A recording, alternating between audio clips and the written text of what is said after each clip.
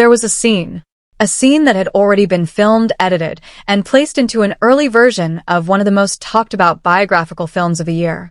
And then, without warning, it vanished. Quietly, carefully, officially. Later, someone close to the situation described parts of the movie as completely fabricated. Strong words, especially when they come from someone connected to the very legacy the film claims to honor. So now the question becomes impossible to ignore.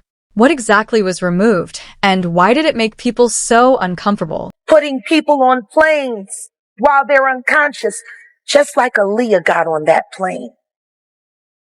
Unconscious. There's a lot of things that people don't want to talk about. What makes this story even stranger is the silence surrounding it. The same entertainment world that once claimed to demand transparency suddenly has nothing to say. Celebrities attended the premiere, posed for cameras, posted glamorous photos online, and celebrated the film publicly. But when discussions about deleted footage and behind-the-scenes disputes started spreading online, the conversation stopped cold. Almost as if everyone understood there were certain topics better left untouched. It's been happening in front of everyone's faces for decades. And this is where things become difficult to dismiss as ordinary Hollywood editing decisions. Because scenes get removed from movies all the time. But according to reports tied to the production, these scenes were allegedly cut because of legal considerations. That phrase matters. It doesn't mean pacing problems. It doesn't mean runtime issues. It means lawyers became involved. It means someone believed something shown on screen could create consequences if released publicly. And when you connect that to the growing public curiosity surrounding the film, the silence starts looking less accidental and more strategic.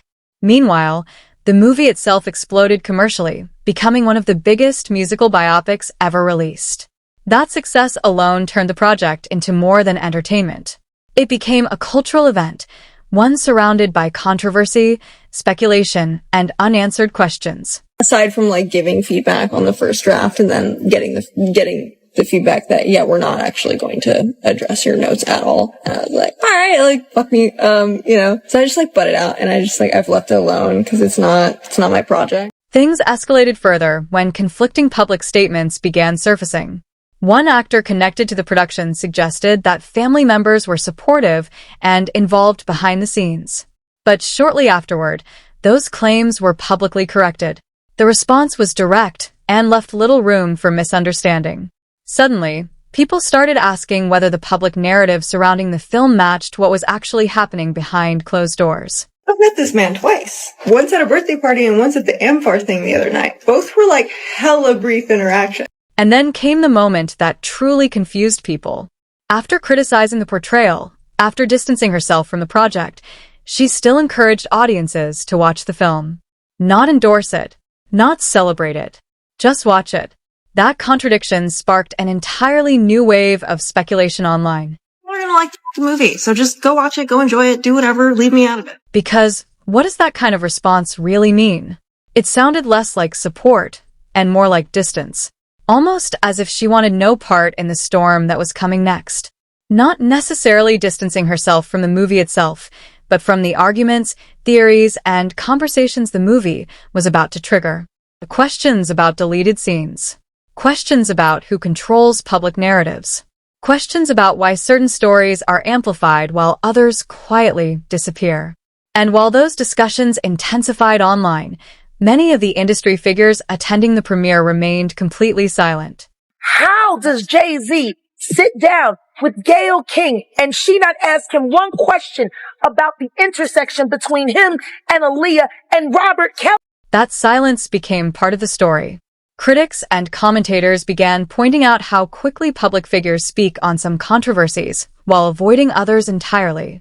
According to several former insiders who have discussed entertainment industry culture over the years, remaining silent is often less about ignorance and more about survival. In a business built on relationships, access, and reputation, asking the wrong question can close doors permanently.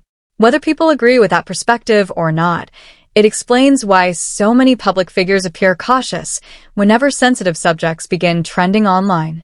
Epstein, who may have some dealings with Diddy, He died in that place.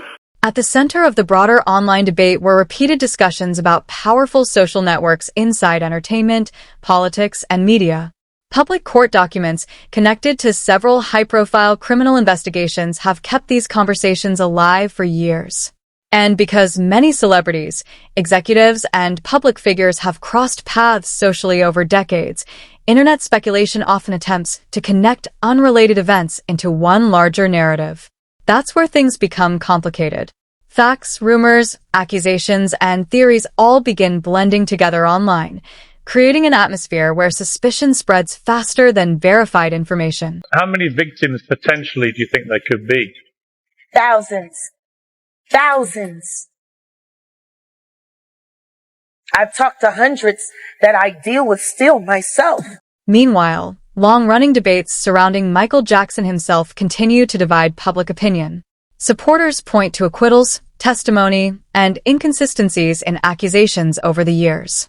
Critics focus on allegations, documentaries, and personal accounts that continue resurfacing long after his death. The release of a major studio biopic only intensified those arguments again, bringing decades of controversy back into mainstream conversation almost overnight. My thoughts are with other survivors. I don't really think it's a good idea to support people who abuse children. Timing also became a major topic online. Statements from accusers, defenders, media personalities, and commentators all seemed to appear around the same moment the film entered theaters. Supporters viewed that as evidence of coordinated media narratives. Critics argued it simply reflected renewed public attention because of the movie's release. Either way, the result was the same. The film stopped being just a movie and became part of a much larger cultural argument. We treated him as he was part of our family and that he was not the king of pop, but just a human being. He always called us the family of love, my second family. Mm-hmm. What did you call it too? We grew up with him literally since he was 3 and I was 5. And according to several people who have spoken publicly over the years, Michael Jackson's complicated relationship with the music industry may be part of why these discussions never disappear. He was one of the most powerful entertainers on earth, yet also someone who openly criticized executives, contracts, and industry practices. Some believe that made him dangerous to powerful interests. Others argue that narrative exaggerates ordinary business conflicts into conspiracy. But regardless of where people stand, the fascination surrounding his life has clearly never faded. Putting people on planes while they're unconscious, just like Aaliyah got on that plane. Unconscious. There's a lot of things that people don't want to talk about. The conversation expanded even further when online commentators started revisiting other tragic stories connected to the entertainment world, including the death of Aaliyah. Over time, internet speculation has attached countless theories to events surrounding her final years.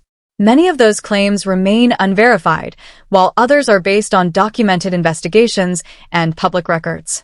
But together they continue fueling broader suspicions about the culture surrounding fame, power, and celebrity influence. He played his television father. Right. He was on set. He saw what Charlie Mack and them were doing.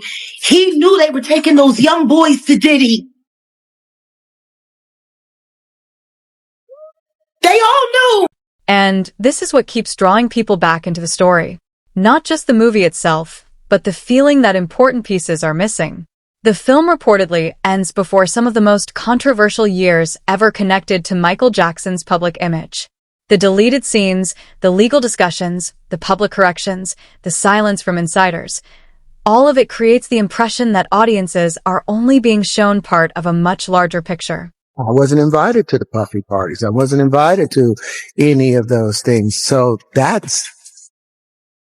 there's a part of me that's so grateful that I wasn't invited. But back then I felt excluded. Former child stars and entertainers have increasingly spoken about the pressures of entering the industry at extremely young ages. The loss of control, the manipulation, the constant scrutiny, these experiences are now discussed far more openly than they were decades ago.